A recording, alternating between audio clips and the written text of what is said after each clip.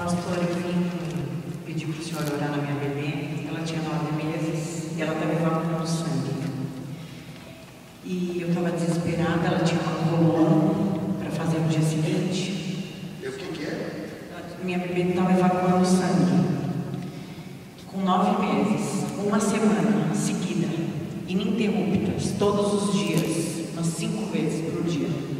E eu vim aqui porque ela tinha uma colonoscopia marcada para o dia. Ah, isso que eu quero entender. Uma o quê? Colonoscopia. Nunca tinha ouvido falar. Você já ouviu falar? Colonoscopia. Eu falei certo? Colonoscopia. É o quê?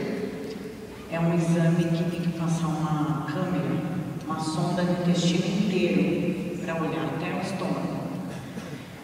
E o senhor orou pela minha bebê.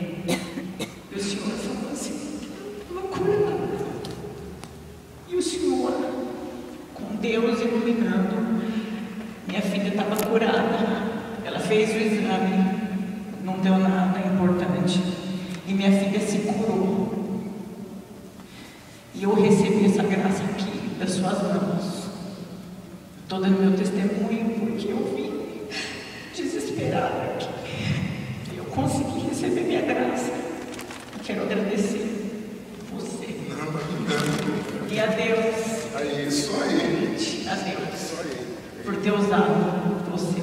É só ele. Você só agradecer a ele já. É porque a gente não faz nada.